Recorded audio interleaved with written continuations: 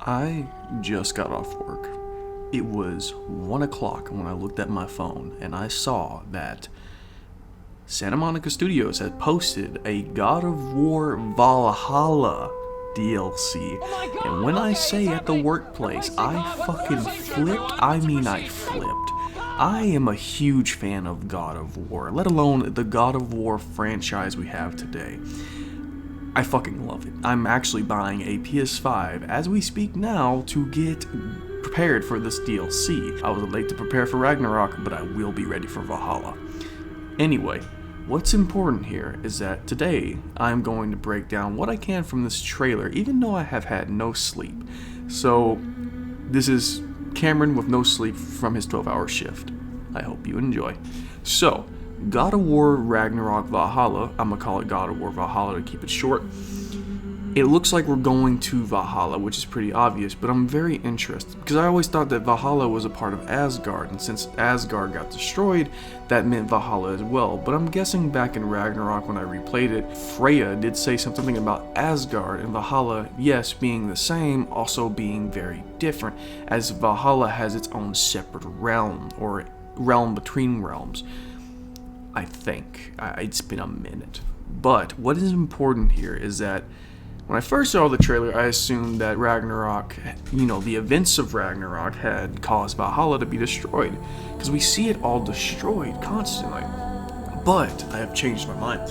I now look at it as this is more of a dream sequence in a way. Or at least this is what, how the Norns back in Ragnarok, they can manipulate the things around them, make you see trippy shit.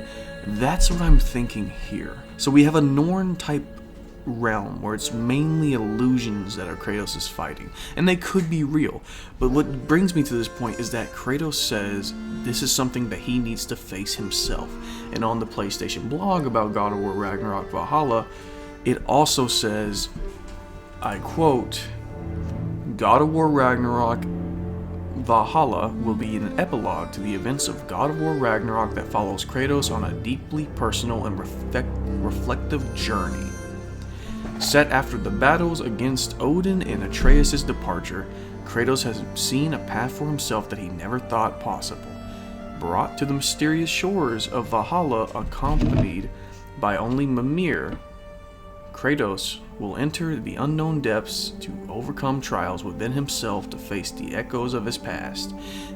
And as we saw from the iconic ogre from the old Greek saga, especially God of War 3 and God of War 2 and God of War 1, so yeah, the Greek saga, we know that they're gonna be in this trailer. they're gonna be in this. This is epic. I apologize if I am fumbling my words. I'm tired, but I'm also very fucking excited. So we're seeing fan service, huge fan service, and I'm all for it. People can have their opinions, but I'm all for it. We're getting the Greek saga merging with the Norse saga, and this is something they pointed out back since God of War 2018. I'm gonna put this on screen, but I remember vividly when they made a new PS4 homepage for the God of War 2018, I thought there was harpies in the background, and I could have been wrong, but I'm going to say I'm right because this is probably proving that point. It's clear here that Kratos is facing his past, as it says here, face the echoes of his past. We're going to be seeing enemies from the original Greek saga, and we don't know how far they're going to go with it. We could just see a couple ogres, a couple unique monsters, maybe a Medusa here and there. But I don't think we're going to see gods. And the reason why is because when gods usually die in God of War, they don't come back. But it would be cool to fight Thor again or Odin. Shit, who knows? Maybe this will bring Athena back to the picture again. Because we all have been wondering what the fuck's up with Athena. What we have here is extremely unique to the God of War franchise alone. God of War Valhalla is going to be a roguelike game.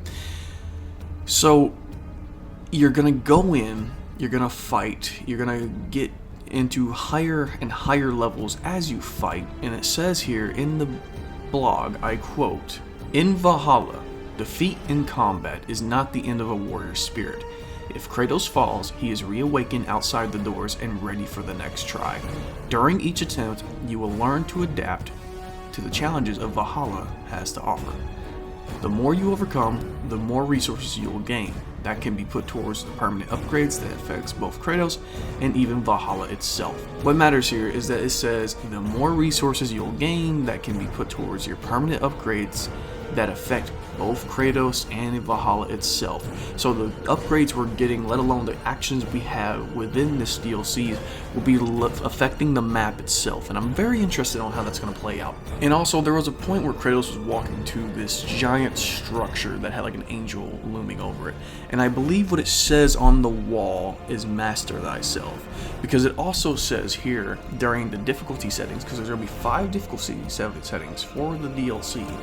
And the highest difficulty settings is going to be Show Me Mastery, which is chef kiss. Mwah. Now, Santa Monica Studios had made it very clear that this is a gift to the fans for everything we've done from the moment we bought God of War Ragnarok until now, and how the support.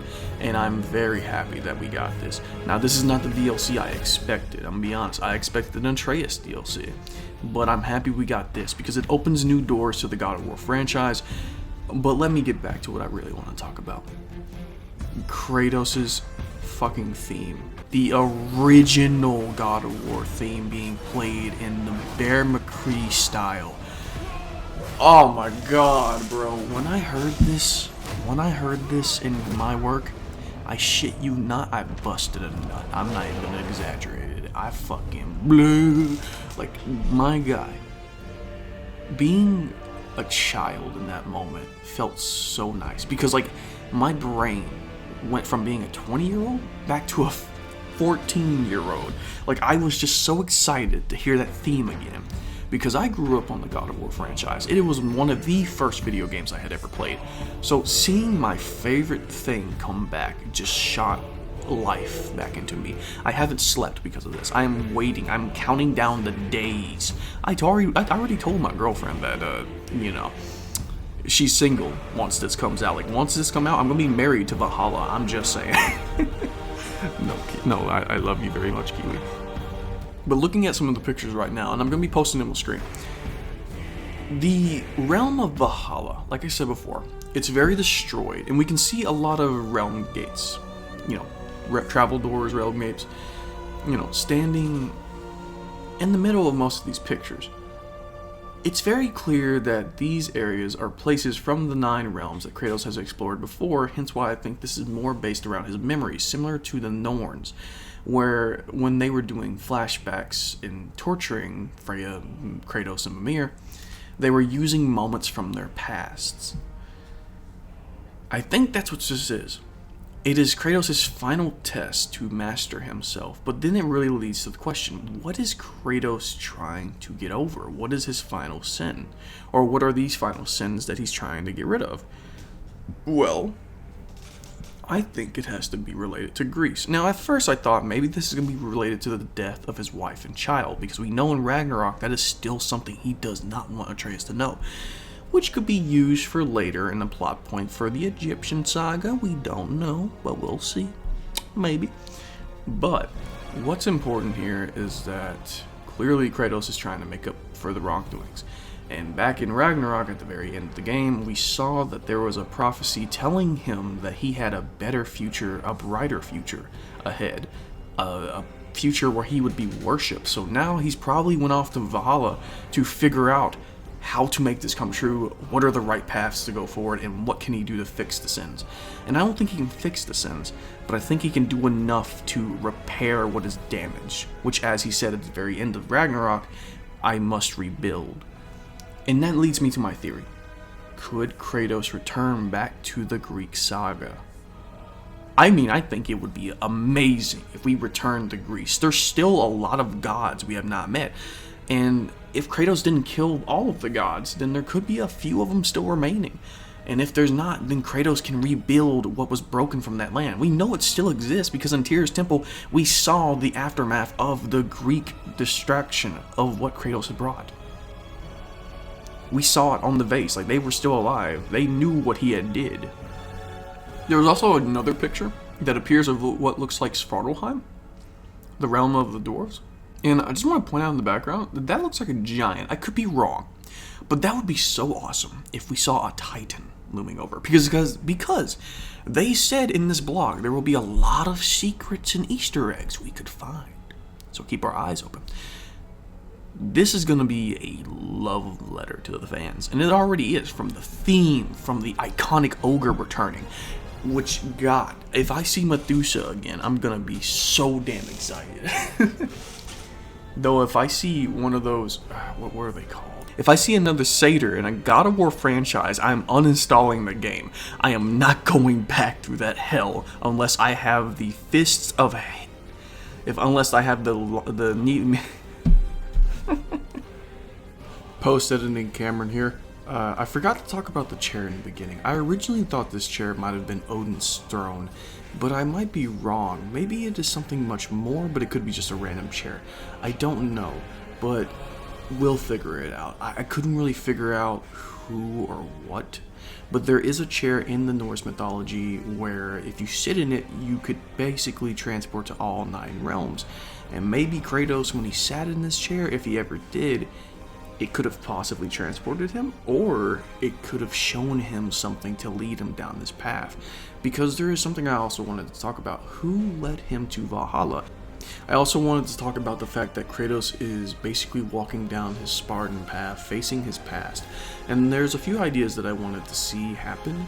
I think it'd be really cool if we had a God of War 3 Vision Kratos fight God of War 4 Kratos. I know it's unlikely, but I do like that to be a callback from the original God of War game, where Kratos had to fight a lot of other Kratos to save his family, kinda as a final boss battle to himself, but I could be wrong.